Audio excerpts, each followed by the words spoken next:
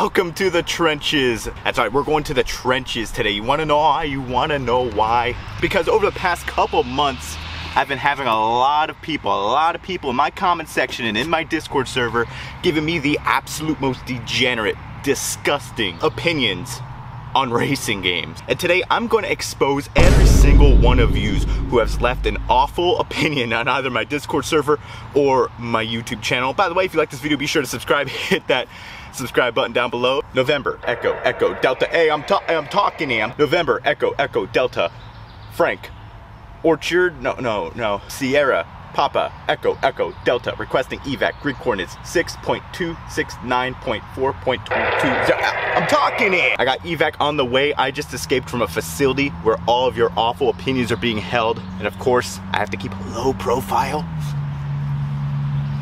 By the way, I'm not actually calling anybody out in this video. I put out a message a couple months ago asking for your worst opinions, so it's not like I'm actually calling anybody out here. Now we have the king of hot takes here. We have Marcius12. He says his hot take is that the Crew 2 isn't as bad as it seems.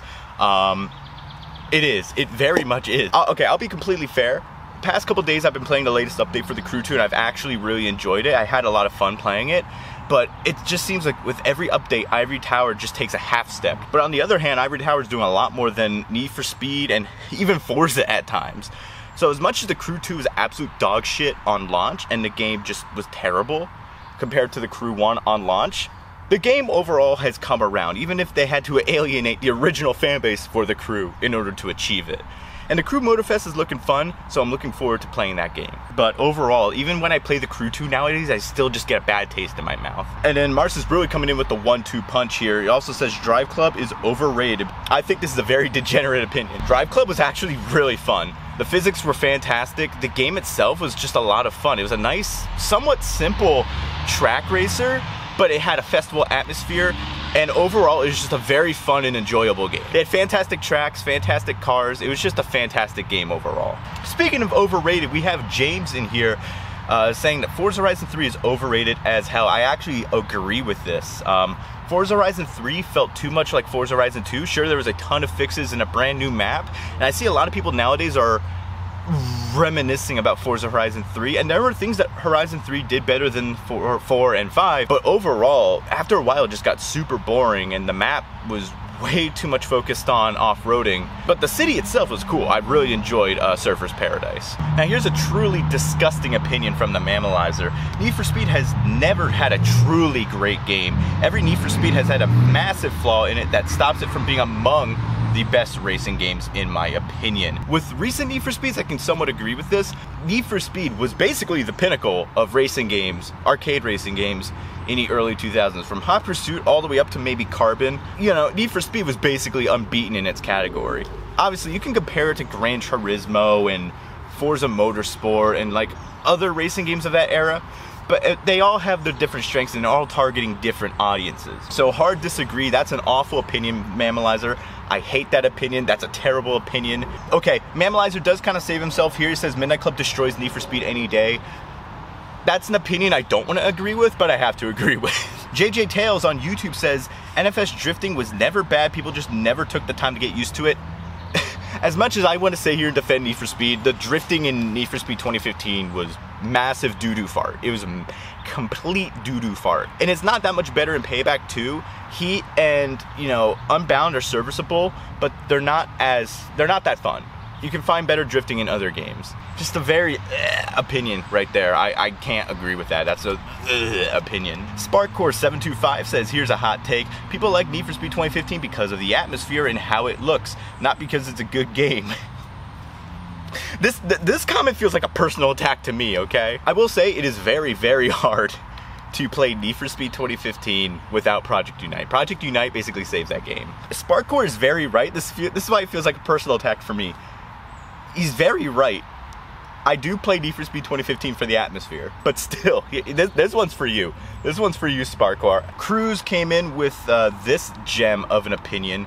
Rivals is an underrated Need for Speed game. Now, I really am starting to get very upset that people are starting to, they're basically trying to dress up these old Need for Speed games. I saw a post on Reddit the other day saying how Need for Speed Payback is fantastic.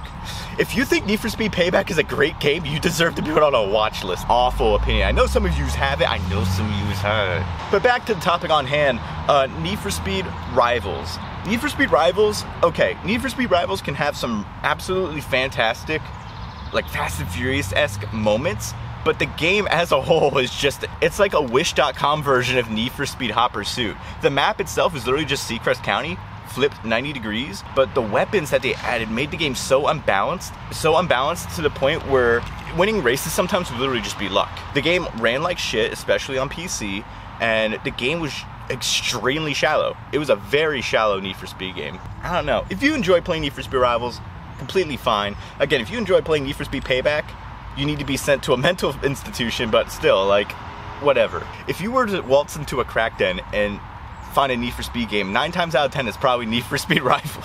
Donut commented that Underground 1 doesn't hold up well at all and is almost impossible to go back to. Bullshit, awful opinion. I gotta stop you right there in your tracks. Underground 1 is much better than Underground 2. Different type of game. Underground 1's more of a track racer. Underground 2 is open world, and I appreciate what Underground 2 did in terms of, you know, R&D and basically setting the groundwork for better games. I get very EP playing Need for Speed Underground 2 after a while. I can hear them marching in. I can hear the black box fucking fanboys.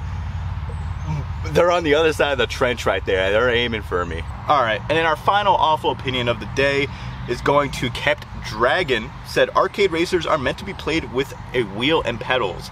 I don't know how people do it. I don't know how you can play Need for Speed 2015 on a wheel. I don't know how you can play Need for Speed Unbound on a wheel and pedals. Even the Crew 2 and Forza. Like, Forza is probably the best game you can play on a wheel, but the game feels incredibly off on a wheel setup. Like, I feel like I'm handicapped at that point. Arcade racing games were not made for a wheel and controller. And try playing Midnight Club LA on a wheel. I've tried it years ago. You just can't. The wheel and pedal setup were meant for sim racing and somewhat simcade. There are some games that work well on a wheel. Need for Speed Pro Street runs fantastic. Need for Speed Pro Street is probably more fun on a wheel than it is. Shut up! Need for Speed Pro Street's probably better on a wheel than it is on controller. There are games like that. Same with Need for Speed Shift, Shift 2, but most arcade racing games you cannot play well. You're either super handicapped or the game just straight flat out doesn't work on a wheel. So I don't know what illegal substances Kept Dragon was smoking when he commented this, but that is a truly degenerate opinion right there. I can imagine some of you sitting in the crack house playing Need for Speed Rivals on a wheel and pedal. Truly degenerate. True degeneracy. I'll be completely honest, I don't know how to end this video. Truly awful, degenerate opinions. If you want to see another video of me going over some even more awful opinions, be sure to leave a comment section in the comment section down below. I gotta get out of here. I'll see y'all in the next video. Have a good one.